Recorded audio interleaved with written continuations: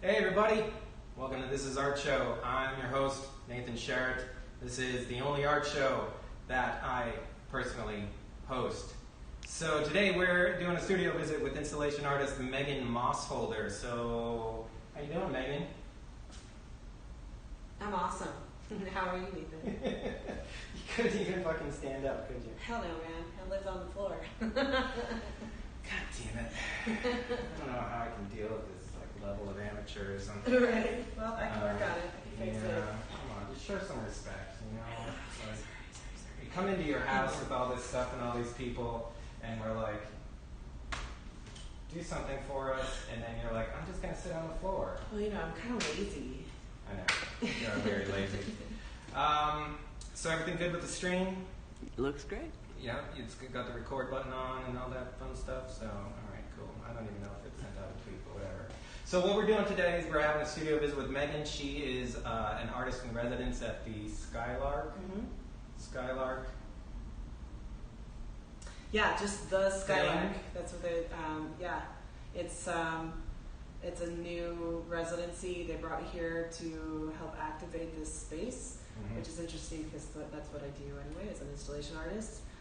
So my job is, in exchange for this studio space, live workspace, I'm going to build a 4-story exterior installation for them.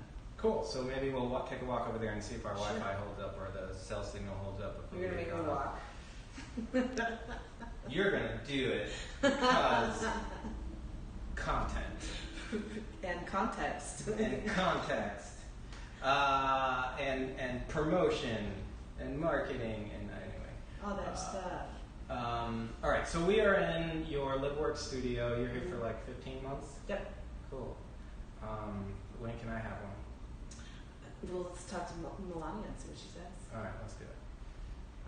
I want a free LiveWorks space. I don't need my wife and kid here. Well, my mother likes to remind me this is not free. Okay, so I'm definitely earning my keep here.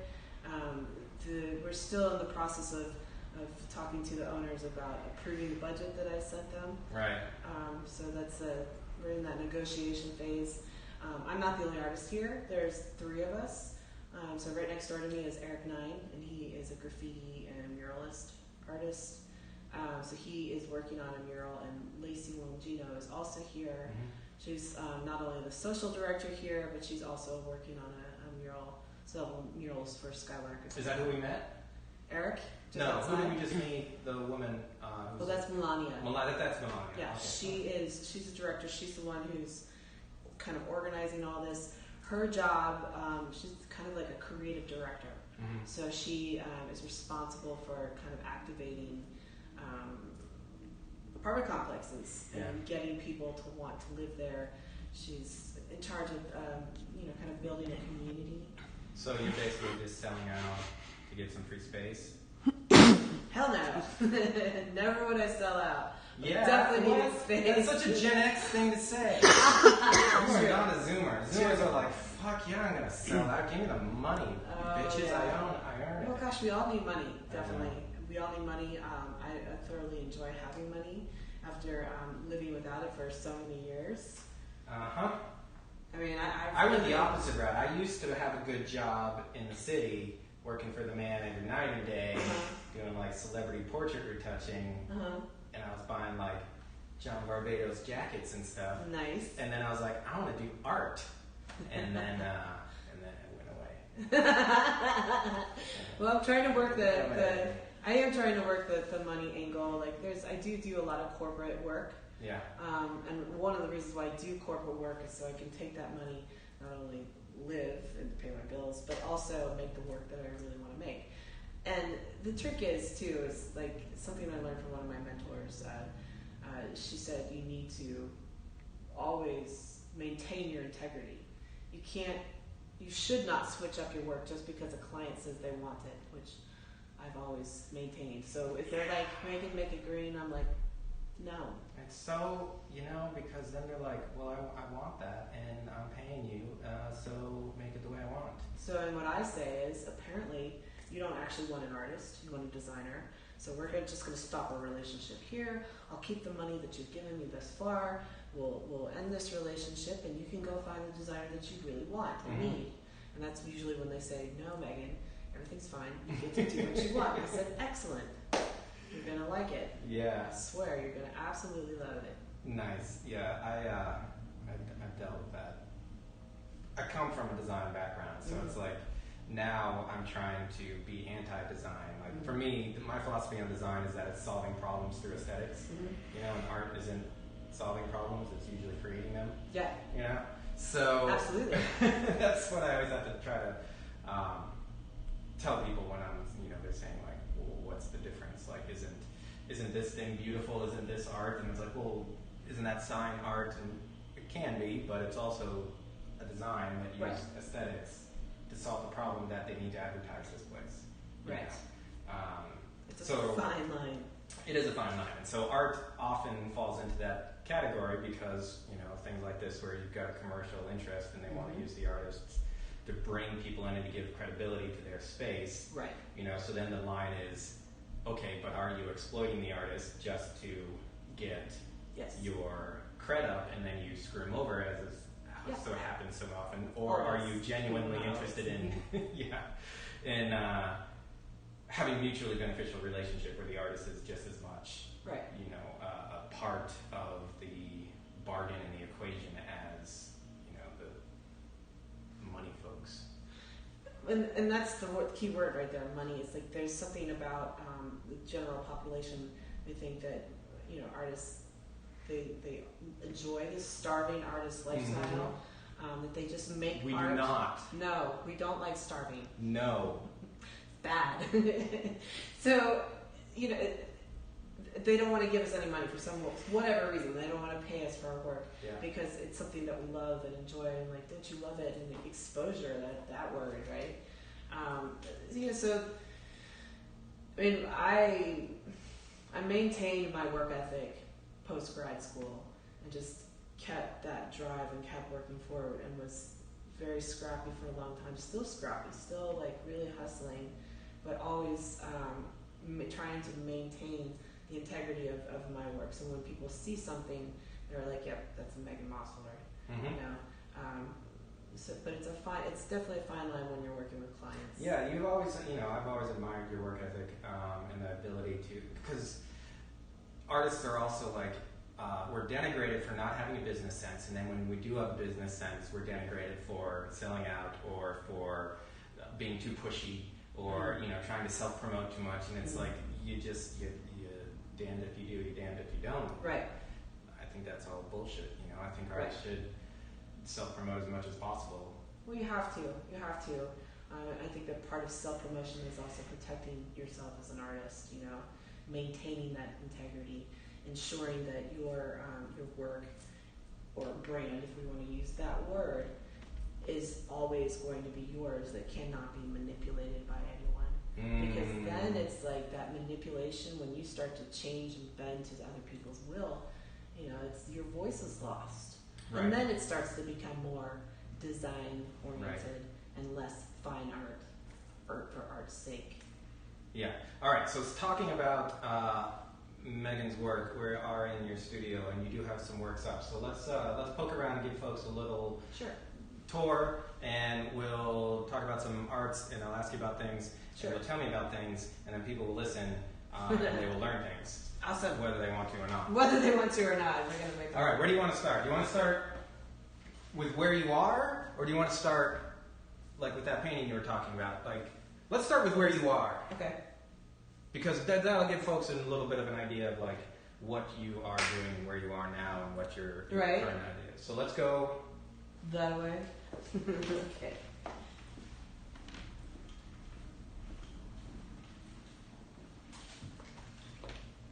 How's the lighting? Is it too dark in here?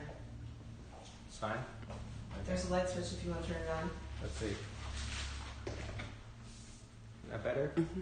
All right. Maybe. You don't have to be like super quiet. Just. You're allowed to speak. Yeah. Camera lady. Yeah. Okay. So this is what is this? That was my second installation I ever built in Wasaic, New York, at the Wasaic Artist Residency. Wasaic. Yeah. It was every year they have this huge summer arts festival. I was up there for 4 months, so it was after Brooklyn. I kind of moved up there temporarily for 4 months before then, and then I went to the Vermont Art Studio, and then the Vermont Studio Center. Sorry, and then I moved down to Atlanta from there.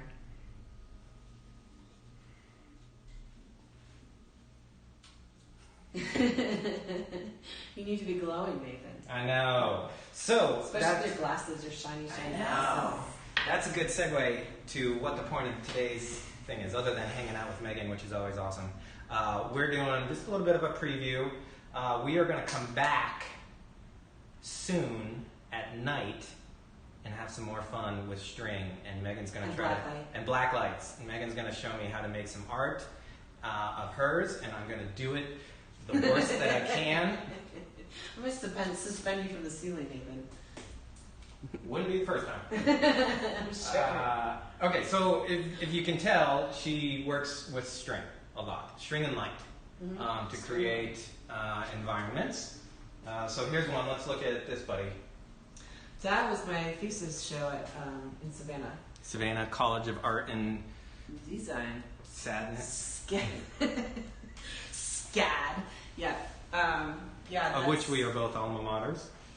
Wait, you did your grad school there, right? What? Yeah, you are right alumni, here. not alma. It Whatever. is your alma mater. My mother had this framed for me. That is our alma mater. Yes. I have one of those, but mine says bachelor. You went to Georgia State for grad school, yeah? Yeah. Smart man. Yeah, I was like, after I did my undergrad at SCAD, I was like, I do not need another $100,000 of debt, so right. I mean, let's go to a free school. I got a scholarship at SCAD. I got the educator scholarship. Most of the MFAs I found have a better. They got scholarships, and it's a much better ride than the bachelors. The BFAs we got. I went to a state school, so mine was not that high. I went to Ohio State for my both of my art degrees are in painting. Mm-hmm. Yeah, mine are well. I started in 1996 as a stop motion and film major at Pratt Institute. Oh wow, I didn't know that. Yeah, and then I got my mental illness got real bad, and I got He's sick. been to every art school. I'm going to list them for you. Awesome. All right, so that was 96. That was in Brooklyn at Pratt. My art teacher in high school didn't think I could get in, and I got in, and I was very smug about it. As you're supposed to be, especially going to New York City. Mm-hmm. Right, so then I dropped out because my depression got super bad. I was on the wrong medication, and then I took myself off it, and I went into a spiral, and like, oh my god, will you fucking pay attention to what I'm saying? Sorry. No. So then I squatted in Pratt for like a semester. Actually, it was funny. I just forged on Photoshop the current stickers and document IDs, and this was late 90s, so there wasn't any scanning or anything like that. So you're making fake IDs? To sleep in the dorms that I no longer at the school I no longer went to. So gosh, you could have sold that stuff. Well, I mean, fake IDs, right? We did do fake I had IDs. one when I was 15. How about you? In high school, I did work at a photo studio in Cooperstown, New York, where we did baseball photos, where families could come in and get dressed up in like any kind of baseball uniform and like slide into home base and things. And with my Photoshop interest, I ended up doing all these compositing things where like baby was sliding into home base, and I took out the mom and dad and put dust and stuff, and like everybody loved it, and so it was very innovative. But we also used their photo printer for more nefarious means and then we got busted for it.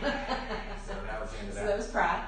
What was next? I was Pratt. Then I worked in New York City for like 12 years. I started in the pre-press industry in Brooklyn. No, in Hudson Street. And my mom was like, "Oh, I know this guy who knows a friend who do you know Cork Express?" I was like, "No, but I will learn it." So I learned it in a weekend and went in and started doing color correction and color separation. So that's where my CMYK obsession came from, was working with those guys. Right. Yeah, so they were really awesome. They'd look at things and be like, all right, 3% magenta down here, 4% of the yellow, 2% of the, and so I got really into that. That's crazy. I know, it was awesome. Very complex. Yes, so then I went to School of Visual Arts for computer animation. Okay. Because I was tired of doing graphic design for other people and being I see. miserable. Yeah, that's when he was working at the magazine that I worked at. Yes, Allison, So you're in New York too, huh? camera lady. Ah. Yep, we met when I was at Bedford. Bedford Publishing. They did Laptop Magazine, Tech Edge, Surge Video Game, PC Upgrade, like all these tech things. So it was also a good way for me to get all these gadgets. Free toys, yeah. Free toys. Absolutely. That's how you find jobs, right? Like what kind of toys, what kind of benefits, what can I get if I'm working here? That's how I actually got a lot of good skills that way because they were so cheap they didn't want to pay anybody like a photographer or a retoucher. So I did in it New York all. City? Yeah. No, that never happens. We used review cameras, and I learned how to do studio photography and retouching and all that stuff there. So that was fun, even though it was an abusive, manipulative environment. But and then I went to School of Visual Arts. No, I couldn't get into School of Visual Arts because my prac grades were so shitty from when I got sick. Right. So I had to go to CUNY LaGuardia, which is the City University's art school. Yes. And I took a bunch of foundations and 1 or 2 art classes and got a 4.0. And then they were like, okay, we'll let you in. Now you can do SBA. Yeah. So then I went to SBA for computer animation, and then we decided that we were sick of living in New York, and so I transferred to Savannah College of Art and Design. And when I was there, I got sucked into in Atlanta or Savannah? Atlanta, right? Okay. Because that's where their animation. Because we were in school at the same time. Mm-hmm. Yeah, but just in different places. Yeah. And then I did that and got sucked into sculpture and fine art, and had a double major in animation and sculpture, and I had 1 year left of credits on sculpture, and I said, on animation, I said, fuck it, I don't want to spend another $60,000. So I just got a sculpture degree, and then the world opened up for me, and here in ATL. So that way we're talking a lot about me, that wasn't supposed to happen. But that's cool. I mean, that's what's happening, or what during student visits. It's a sharing of knowledge, experiences. I'm really interested. I didn't know all these things about you. I mean, I remember when I met you. I think we met in 2014, 2015. I really my big blow up thing was 2012 with the dashboard coinciding the show. I was still in Brooklyn. Okay, so then you came in shortly after that. Yes, I moved down here beginning of 2014. So really, it was like Thanksgiving, so 2013. Right. And I was completely broke. Yeah. And I was living with my parents in Kennesaw. Yeah. In a little teeny tiny apartment, and I was really kind of freaked out about the whole thing. I remember I was at the Vermont Studio Center, and I met Nikita Gale there. Yep. And she promised me that Atlanta was cool, because I didn't want to go back to Georgia. I was done with Georgia. I wanted to be in New York, but New York is so crazy expensive, and they do not give a fuck about you in New York City. Nope. Nobody does. You spend all your energy working to stay there and not working to get yourself anywhere else. Right. Yeah, and it's a grind, but at the same time, there's some kind of weird energy. Mm-hmm. New York City was the first place I felt normal. Me too. Because there are so many freaking artists. I used to say it vibrated at the same speed that I did. Yeah. When I first moved Harmonic resonance. Mm-hmm.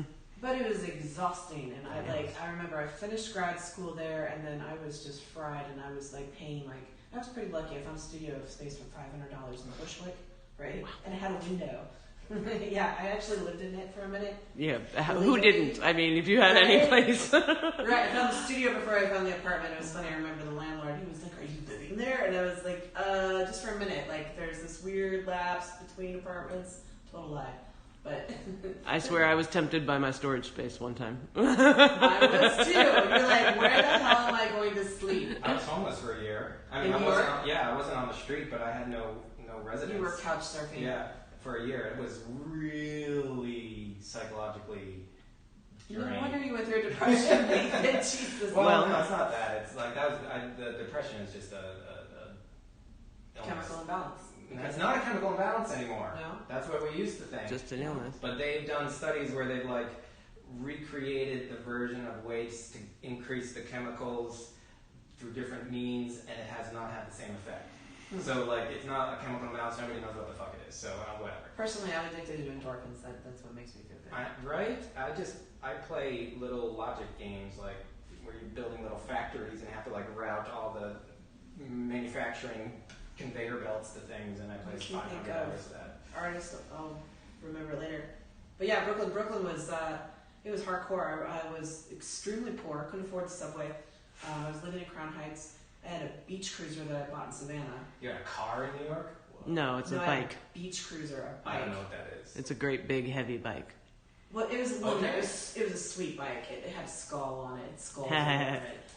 But the tires were beach tires. Yeah. So That's a no big tread. Yeah. Mm-hmm. And I'm fucking riding this thing through Brooklyn to get to my Bushwick studio, like, because I had to, because of grad school.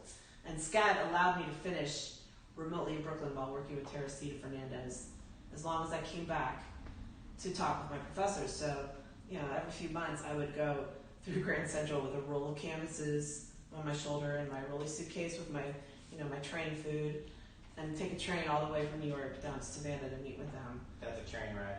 Yeah, it's Yeah. like, I think it's A like, couple days. Right? no, it's not that bad. It's Oh, like, really? It's like 14 hours. Mm-hmm. Okay. So, and also I would sit in the dining car and I would read all my theory books and Mhm. work on my thesis and all that crap. I used to get lost on the trains in New York because I'd be reading this really heady theory stuff and wind up in the Bronx and be like, where the hell am I? I did that more than once, but I don't. Everybody does in New York, I Yeah. think. Yeah. Did you ever pass out drunk on the train? I never did that. But I've I heard never did. stories. No. I never passed out drunk, and then sometimes when I needed to think, I would just go sit on the train because it I has. miss the trains. Yeah. Mm-hmm. I totally missed. So, and that's when I first moved down to Atlanta. The first installation I built for Hambridge was Terminus, and it was based off of, New York subway tunnels. Because I was kind of homesick. Because again, I thought that was where I felt Mm-hmm. like me, and then I felt like a child living back with my parents. Nobody wants to admit when you're like in your late 30s that you live with your parents. I did that. I've been there. Yeah. Upstate New York with my parents for a while. At least And you're like worked close to at the a city, gas right? station. Nice. And I would like close up and get a tall boy, a Bud, whatever garbage, and then go home and play World of Warcraft on their shitty like satellite internet, and constantly get disconnected during these like 40-person raids, and everybody yell at me, and I'm like, I'm sorry. But my avatar was an orc hunter named Sheila. Like, Sheila. yeah, after Egon Sheila, and I was constantly having to explain how to pronounce it to people on the internet, and that was a peak And did you nerd go moment. into why? And people are like, Yeah. what? Yeah, they're always like, I thought it was Sheely or Sheetal, and I'm like, fun diversions. What do I want to talk about? Well, we talked about that with your thesis, so That was so that show for SCAD. So they told me I had to come back to Savannah to do my thesis show, and I built it in this little shack on the advice of one of my professors. And I SCAD and me didn't get along. And I remember that the guy who was the administrative whatever for the painting department and building, he kept hiding my MFA show cards, my thesis cards. So I spent 3 days with no sleep pretty much and a couple of volunteers, including my parents, building this thing. And maybe 20 people came, maybe. Nobody came to my show. And I felt really dejected because I did a GoFundMe kind of thing to raise money for it. It was hardcore. It was a lot of work, as thesis typically is. And the SCAD really did a number of beating me up, telling me that I wasn't worth anything. that's interesting. Like I had a friend who left SCAD because of that. Yeah. I came real close. I had some individually wonderful professors and experiences there, but as a whole, fuck SCAD. Like I protested. Like a friend, a female photographer, had her work censored because it was a male nude, but they didn't censor the female nudes at Open Studio. And Open Studio is like their big like marketing thing that they dangle in front of students because you can sell work there.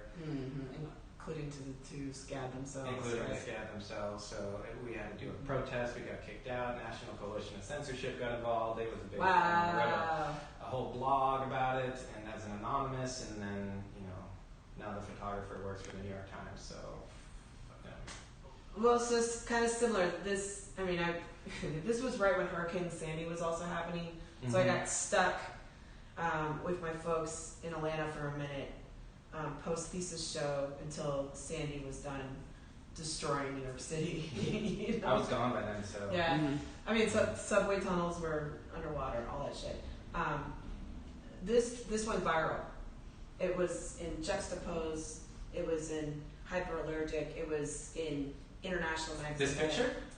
The whole show, I've been published several times based on this work, and because of all that stuff, it gave me the courage. Wait, why did it Go viral? Yeah, and or how? Like usually I it's have a no catalyst or something, right? I did. My roommates, who were also SCAD grads, they helped me build my website that I've continued to maintain. And my theory is that I got really good pictures of it. I immediately put it on the internet and on my website, and I have a Brooklyn address. Mm-hmm. I think those three things, and someone saw it and thought it was awesome and started sharing it. So this is post-hurricane? Yeah. Okay, so that's interesting. Yeah, because I've had a couple things go viral at least around that time. Like they would not be viral now after like a couple 100,000 views, but yeah, like in Kotaku, in like all these Atlantic things, and it was like there's always like some sort of catalyst, and then it sort of builds from that, and then it somehow like just it explodes and resonates with people, and it's always really interesting to me when that. And it kept happening for me. Like I built an installation in my bedroom in Brooklyn. I took a picture of it with I was me in my bed, and everything was white except for this pink string installation, and that went viral too. It was just a really good image, and like from that experience, I just learned, especially with, this work that I've spent so much time and energy building was only up for one night. Yeah. And right. then And so this is its life. This is its primary viewing experience. Exactly. For most people, it's going to be this image. So that's why I've Right. always put a high price on high value on documentation of things. Because even if people don't show up right away, the documentation lives on, and then that's what maintains and promotes the conversation, and then moves things forward. So. Well, that's what led me to. It wasn't until like 2016 that I actually started building permanent installations, and the one that I built was the one for Google. That was my first really. We'll get. That's not true. We'll get. While you're thinking of that, we'll get. We're going to do an edited version and things like that. So we'll get links to these pictures so you can take a look at them. Okay. All right, let's talk about something else. There's not, unfortunately, much to see. What are these guys? Are these yours? Yes. Okay. This one got damaged. This one Unfortunately, is? yeah. I have to fix that. That was that was in the Philbrook. Was it the Philbrook Museum in Tulsa for a fellow show? I think that's inaccurate. I don't remember because things were happening really fast. So what's with this, like the sort of hiding of the string? That is a visual expression of my obsession with space.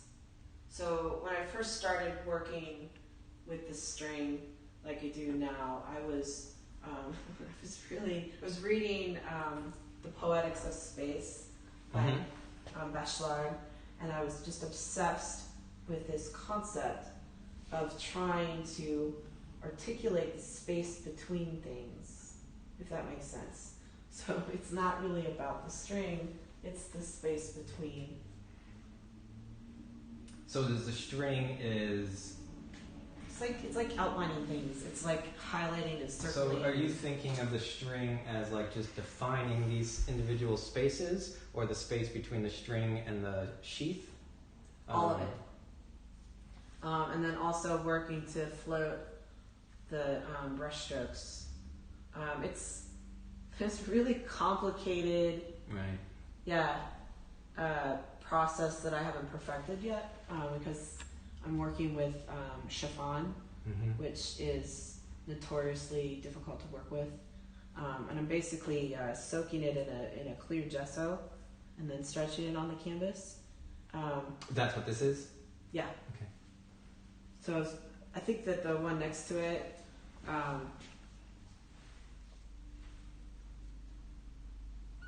is, I can't remember, spacing on the title right now.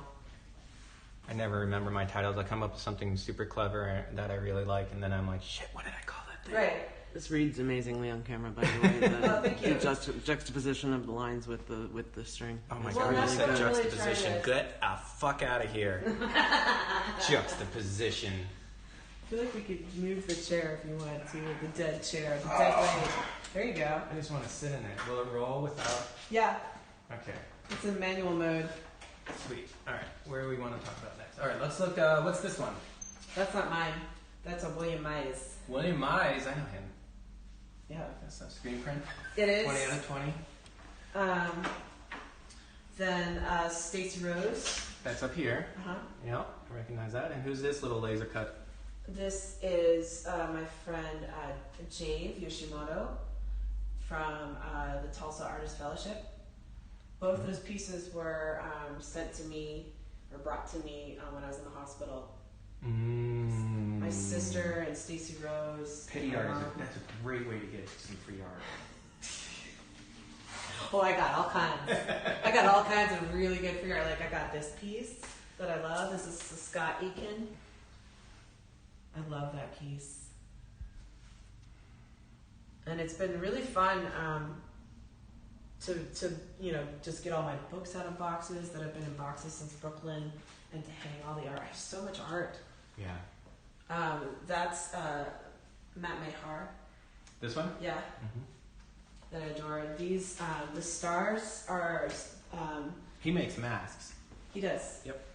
Yeah, he makes creatures. He's in grad school in Dallas right now. I haven't seen any of his latest work, but yeah, he was at SCAD. When you were... No, he was at GSU. Georgia State, yeah. When I was doing my graduate and he was doing undergrad. So the stars, that was created when I was in Beijing. And You did those? Yeah. Okay. And I was trying to build an installation for the school I was working at for a couple months as a visiting artist, and just struggling. So I couldn't even get a freaking ladder. It was very difficult. I was like, I need these things, and nobody had the answers. Let's talk about this piece. That's the screw It's that it's a conceptualist. Is that a soloist, perhaps? Yes. Yeah. It's the beginning of the There's solo. another one. Who's that other dude? Does the just nail the string on the wall? I don't remember. Some white dude, white male conceptual They artist all from the were. 60s. Sandbeck? Are you talking about Sandbeck? I don't even remember. It was in that documentary with the two postal worker collectors in New York who collected all this amazing 60s artwork on postal worker salary kind of thing. Yes. I do remember something about that. Yeah. I only watched part of it though. It's good. Yeah, and they were like, here in the bathroom, this is a so-and-so. Right, Little yes. thing of rope and the nail, and it's like, we can never, move because then it'll be destroyed. Yeah. I get it. Yeah, amazing. Yeah. I've got Terry Dilling. Uh-huh. I've got Ben Goldman. Terry Dilling. These are both hospital Ben Goldman. acquisitions. The one above the Lucky Cat, that's Jiha Moon's son. Oh, nice. I love that one. For the record, I sent you 0 art when you were in.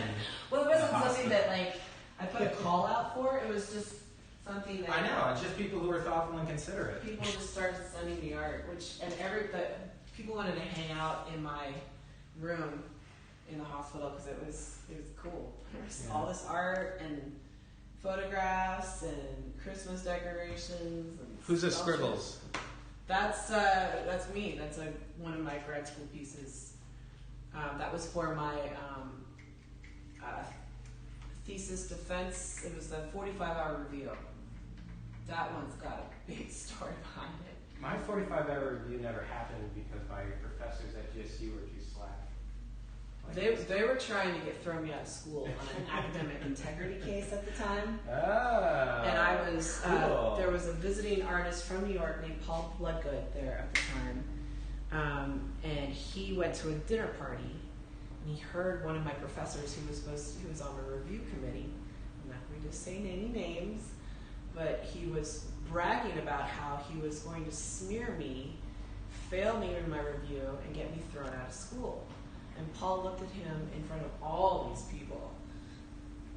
And here's this Manhattan painter, just been in art forum, reviewed in art forum, big deal, they all wanted to buddy up to Paul. And he said, you have no business being on her review, you need to recuse yourself. Mm-hmm. And because he was publicly called out, he did, he recused himself. And then Paul stood in on my review committee.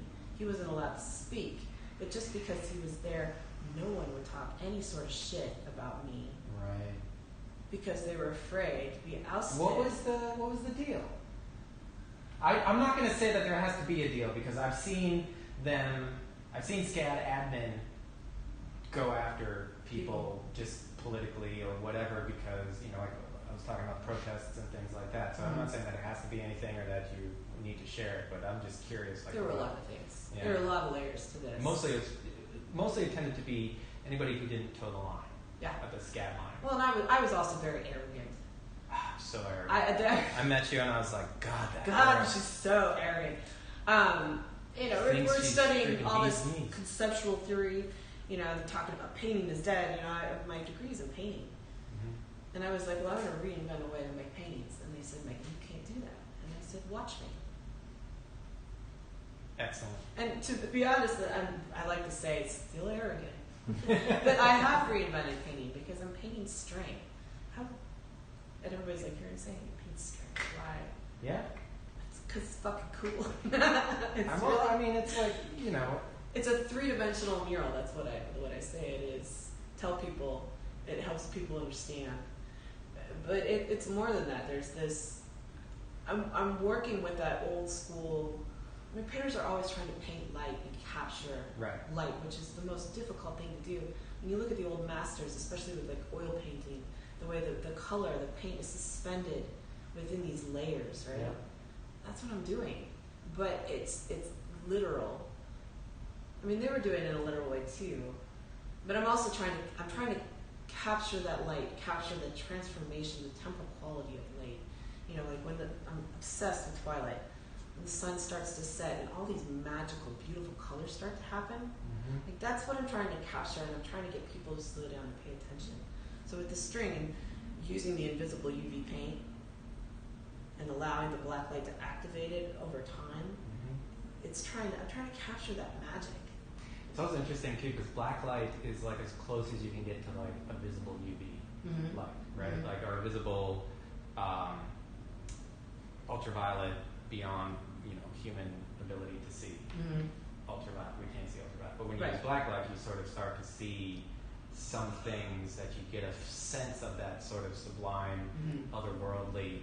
Like this doesn't normally glow, right? So glowing means that it's reflecting some sort of wavelength back at you, which is fascinating to me. Right? And I don't completely understand it. That's one of the things I want to keep studying. My professors were also pissed.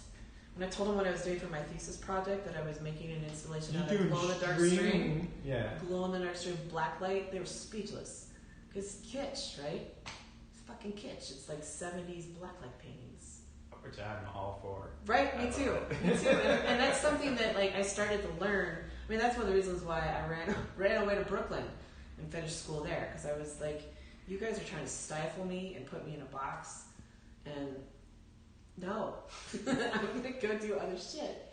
And the other thing about Brooklyn that kind of saved me is no one gives a shit about you in New York City. Right. Because everybody's trying to get up. Yep. So you can do whatever the fuck you want. But, yes. You're just one more person, too, trained to take opportunities away from them. Mm-hmm. One of my favorite things that people would do, I remember for me, they would tell me about opportunities that the deadline had already passed. Did you experience that? Well, you should check this out. Oh, the deadline was last month. Sorry. Oh, yeah. No, 'cause I wasn't doing, when I was in New York, I wasn't doing fine art, quote unquote. I was doing commercial art mostly because I didn't think it just was such a beyond the scope of my ken to be able to think that I would do fine art in New York because it's so fucking expensive and it's like, I'm like, I don't want to live like a Pauper. Yeah, you know. I would walk through There's into no the room. handful of change to the grocery store to try to like make something out of my rice and beans at home. Yeah. All rice and beans on hand, dry rice and beans. You know, can throw some tortillas in there or not, and you're good to go. It fills the belly. Yeah. So this is yours, and you said that this one has a significance to it, right? So this is a painting with paint. Mm-hmm. Yeah, this is an oil painting. Wow, it's so basic. Look at all that paint. It's just like you take a paint out of a tube and you stick it on a thing, and then you put it on this thing, and it's like, come on. Well, I need to clean it. I was using a lot of medium, a lot of Damar varnish, linseed oil, and whatnot to get that drippiness in there, but also kind of build up the layers. My classmates were saying, "Oh, it's awesome kefir." You know, I would try to produce something, and then they would be like, "Oh, it's not. There's no significance behind it because you're basically replicating what so and so does." You can say that about fucking everything. Absolutely. Yet they wouldn't let you do new things. Right. Well, and I would take this criticism, this from critique, and I'd go back to the studio and I'd try to reinvent, recreate, come up with something that was unique and different. Mm-hmm. Because I was driven to prove them wrong. Right. I had a lot of that. I resonated on that with you and bonded on you with that because, like, you know, my work's visually diverse and all over the place, right? It's not like, you know, right now if we would diminish and reduct your work, it's like, oh, she does string installation, you know? And it's I like, was the glow-in-the-dark string girl. So people said, "Oh, you're the glow-in-the-dark string girl," and I was like, "Yeah." But I'm like, I don't, you know, my work is But like no. 3D printing, painting, sculpture, installation, performance, video, you know, like, Right. So because all that stuff just interests me, and it just becomes a different medium. So it's like it's just different color. You know, whether I do 3D printing or performance, it's like using a different color or different oil or different, you know, whatever it is. So for me, it's all the same. But for other people, it's like they get really uncomfortable looking at it, and so then I find myself constantly wanting to mitigate what I do to make other people comfortable so that it'll look similar or pretty, you know, because I do a lot of things that are almost pretty from my design background, where it's like I did everything pretty as much as it could be for other people. So now I like to just only slightly break it, you know, and that really makes people uncomfortable. They're like, you have to push it further. I'm like, no, I don't. That's exactly how far I want to push it because it makes you uncomfortable. Right. You want me to do X, Y, Z, and I'm not gonna. I've always said I wanted to be like Gerhard Richter because he has quite a few, like, I don't know, what would you call it? Like, I want to say styles, but like focuses. Yeah, but at the same time, it all kind of relates. Yeah. You know, like, and I really started thinking about that when I went to the High and I saw those sheets of glass. Yeah, I love those. And I wish they were still out. It's quite brilliant. And again, it really talks about, you know, paintings and painters trying to capture that light. Yeah. Because I feel like he's an incredible painter. Mm-hmm. And then, the first work first time I saw his work was at the Wexner Center in Columbus, Ohio, when I was at school at the Ohio State University. And it just blew my mind how beautiful and how well he painted. And I think I was especially drawn to that painting of the candles that's on the Sonic Youth cover. You know what I'm talking about? Mm-hmm. Day to Your Nation, I think, is the album. Yeah. I liked his blurred paintings. I love his blurred paintings. I have a big print of that in my bedroom. I also love his watercolors. Of the lovers, where they're like on a swing in the woods, and it's all gorgeous black and white, and then smeared. Yeah. So that like your sense of space and your sense of perception and your sense of where I am in relation to this subject, my brain wants to think it's one place, I see people, I recognize people, so my brain says, okay, you're here in relation to them, but then because of that blur, you're off kilter. Right. Like you don't know where you fit within that, and that kind of vibrates. Well, and I took a class at SCAD, an art history class, that was talking about how Gerhard Richter is like the Andy Warhol of East Germany. Because they were contemporaries and they were making work at the same time. They're really dealing with pop culture in a lot of ways. Gerhard was the same way that Andy was, and just the genius between the two. And that made me love Andy Warhol because I used to hate him. I thought his soup cans were bullshit. And then They are bullshit. That's why they're awesome. That's the point. Well, and he's just so freaking smart and like reading his essays. But he like played down. He like played dumb. Yeah, and the like whole the, thing, like the cute boy, dumb, like Yeah, and it's like it's all contrived, 100% contrived. You know, the voice, the action, you know, and it's just. I think. But it allowed him to like do all this stuff. Yeah. And that's some of the brilliance, right? Because I think the trick a lot of times with art, especially now, because we have these screens everywhere. Everybody's so like locked into their screens. How do you get someone to stop and look at art for more than a second? You put it in their house. Art Crate. That's right. There you go. Put Megan's one of the Art Crate artists. Woohoo! That's right. All right, Art Crate's coming back at you. Allison's gonna revamp it and redesign it for the coronavirus era. Nice. Well, what you've had to do. I mean, that's another thing. Is like that conversation too that's been happening. I mean, I know I'm jonesing for some art openings. I love art openings. And I mean, I love looking at the work, but I also like talking to the artists and then talking to our community. Like, I guess I'm missing the community part. The community, like and I think a lot of us are feeling that way because we're all like kind of stuck in our spaces, and our lives have been deviated. But we've had to like figure out how to create that community, which I believe that's what you're talking about with Art Crate. Well, and this too, it's like how do you create that, continue to have that community element while we're like stuck in our homes. Right, and the thing with Art Crate too is that it's so difficult to just survive as an artist because the work isn't valued, because it's seen as an object that has value, not that you who put creative labor into it is the value. It's this object is worth X amount of price, so therefore it's valuable and it's pretty, and I want to look at it in my house or something, or I want the status of having original artworks or having paid a certain amount for it. And that's my slogan is don't support the arts. Don't support the arts? Correct. Why that? What is that? Because you need to invest in artists. Okay. So okay, that makes sense. Yeah, I wrote a thing on the supporter report. You can find it called "Don't Support the Arts: How to Fix Atlanta's Talent Bleed." Laid it all out. Just gotta check them off. Well, the idea is like so many people don't have entry points into the arts, but they like the arts and they want the arts around. And those who do support the arts are often so far removed from the artists that they don't know how to support the artists. They go to auctions. So they'll go to an auction, or they'll go and write a big check to the big art center in town. Right. That already has more money than God, and then they said supported the arts this year. Because I wrote a $50,000 check to someplace that has a $10 million endowment or something. And yeah, what happened to the patron? Do those even exist anymore? Well, that's what that's not an old world concept to have like a very wealthy patron invest in an individual artist. That's what I want to do with develop their career and just eat food. Like I always said, I'm working my ass off so I can eat food because I like to eat food, and we don't want to starve, right? We're anti-starving. It's like nobody wants the arts to go away. No. But nobody wants to invest in the artists that create that culture.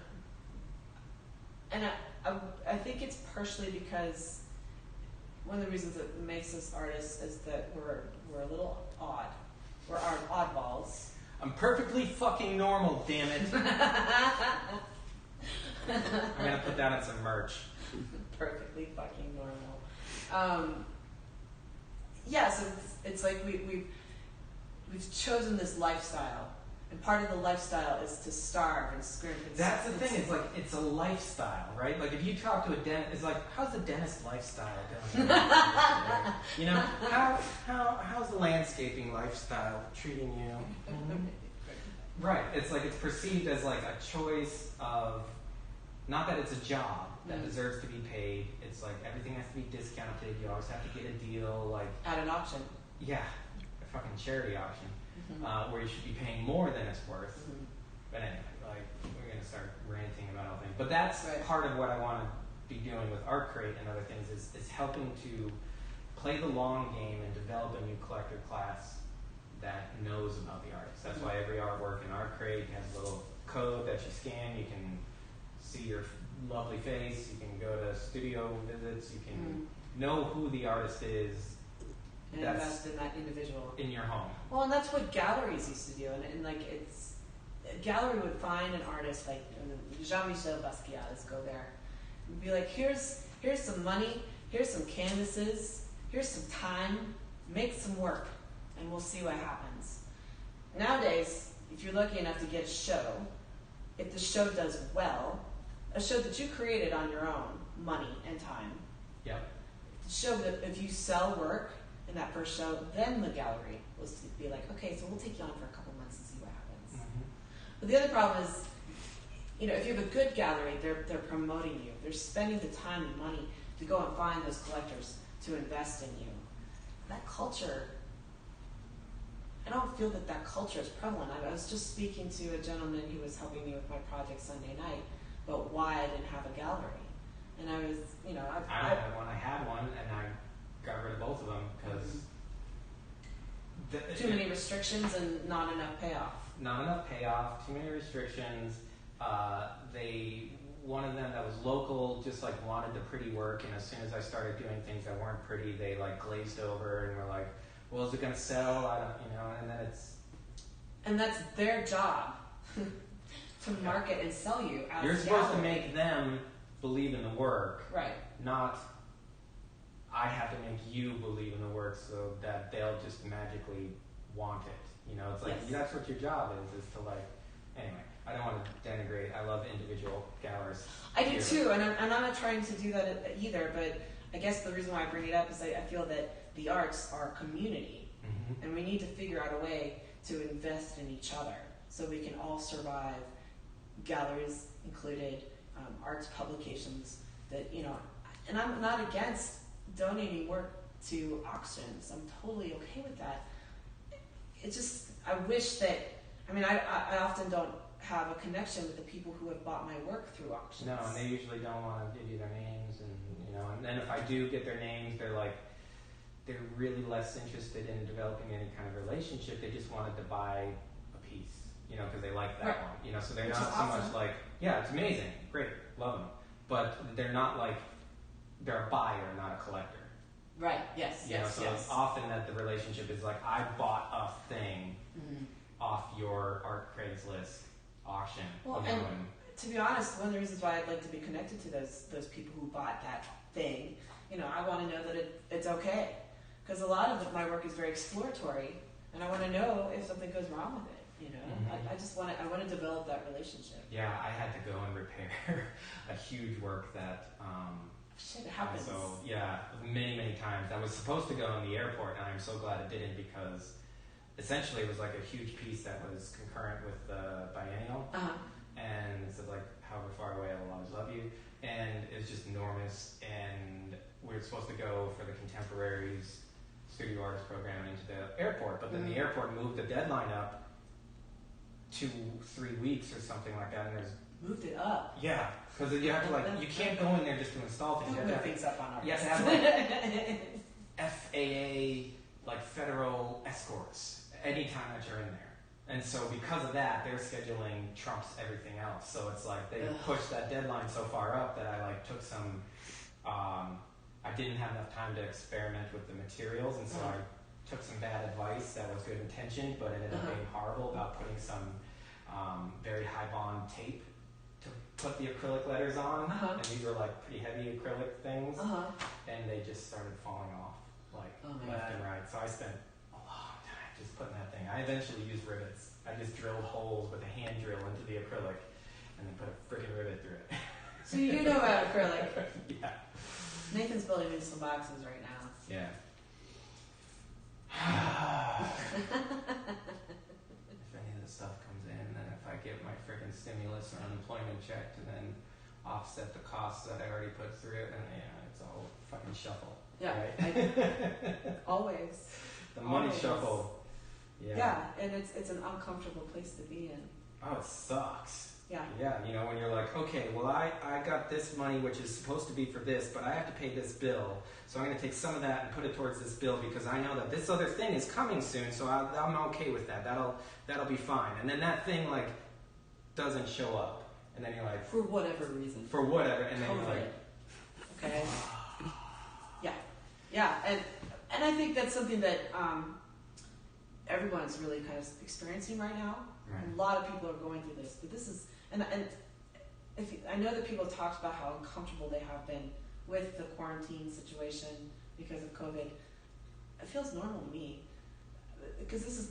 I'm kind of shut in as it is, so I was like. I'm working in my studio. It's often by myself, and then people talking about waiting on stimulus checks, waiting on unemployment, things like that. That's been my life for years. Like right now, I'm in between checks. Things are lean. I've frozen a lot of stuff just to prepare for the in-between check time. Yeah. Because shit, I gotta eat food. Again, back to the food thing. Yeah. Amazing how those basic human needs are so paramount. Place to live, place to work. Just make me my pretty fucking picture and put it in nature that matches the drapes and then get out of here. Okay, fine, but I'm not gonna put my name on that shit. I did talk to at one point I talked to some art consultants who were like, sometimes we just need people to make a wall out of sneakers. Yeah. And I'm like, I will do that, and not put my name on it and be quite happy to just take your money and go somewhere and make a design. Right. And then take that money and buy some food, and then Totally. make some other art. Or, like the job that I was working on when I had my accident, I mean, it wasn't my work that I was installing, but they were like, hey, you're in Atlanta, can you do this? And I was gluing 303 paintbrushes to 303 guest rooms in the Renaissance Hotel that they were revamping. I was like, yeah, sure, I'll take that job. Right. Totally not my work. I would never ever do it. Was because there was these pictures that we were painting on, and then a paintbrush up the wall to meet the brush on the ceiling, and interesting. What people think art is, and that's fine. Yeah, that's totally fine, and that's the Renaissance new brand. There has to be a piece of art on the ceiling in every single room in every single hotel. Yeah, cool. Good for them. Great. I just hope that they hire artists and not just designers to do it. They're hiring designers. Yeah. I got asked by a designer if I could recreate an artist's work for 300 hotel rooms because the artist was too expensive. And I was like, yes, I can do that, but it's going to be different, and in order to be And this cheaper. is why. Yeah. And then They didn't like that. they went in another direction. So I was like, fine, whatever. But that shit happens all the time. It's like, Yep. oh, the artist is too expensive, so somebody else just do a knockoff. I think that's a lot of where my knockoff artwork comes in. That makes sense. I have a series of this is all my work where I knock off other artists' Right. work.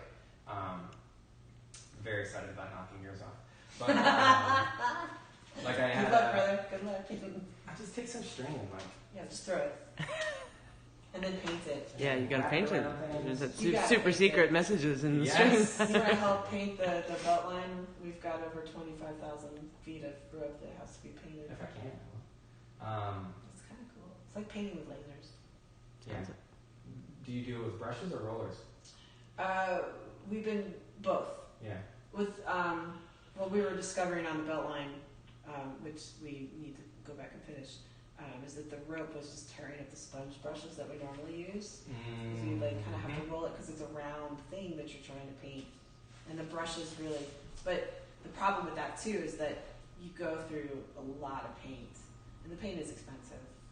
Now my problem solving brain is kicking in, and I'm like, because this is what I do in a lot of my installations is I'm like, here's a material, I have no idea. I've never worked with it before, but it's awesome. So I want to do something really big and huge and that I have no idea what to do, and then just the challenge of trying to figure out how to do it, and then failing at it, and then allowing that material to sort of be itself. Right. You know, so like the big inflatable I did at Zuckerman that was designed to fail, and then they cut because they wanted a Macy's float or something. And I was like, it was a good lesson because it when I told them I was going to do this inflatable and I did the illustrations and things, and I said, oh yeah, it's going to like collapse and it'll break and I'll tape together just certain parts of it.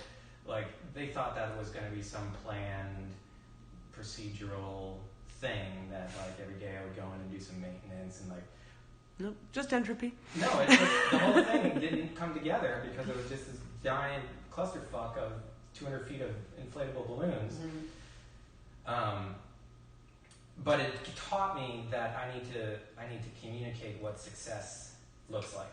Absolutely. Well, and the things that I've learned the most from are my failed work. My experience with that was Art Prize. Yeah. That was a disaster. And the sad thing is like I was on track to win. I was getting all these interviews and and it was garbage. What happened? I don't know what the hell I was doing. Oh.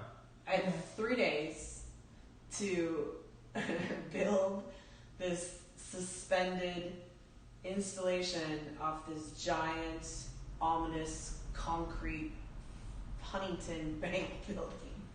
And I used all these like I didn't understand wattage, really. Right. With black light. I didn't understand light pollution.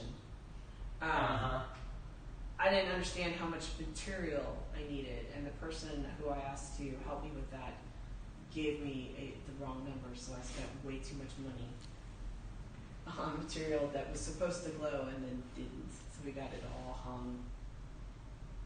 Nothing worked. And it was up for 2 weeks, and when I went back to take it down, it was this dejected sack. It was garbage. I love that. And I mean, Art Prize, like the big money amount is like $200,000, right? And then even the lesser ones are like 20 grand. 20, yeah. I don't know what it is. It was sad. It was really sad. Yeah.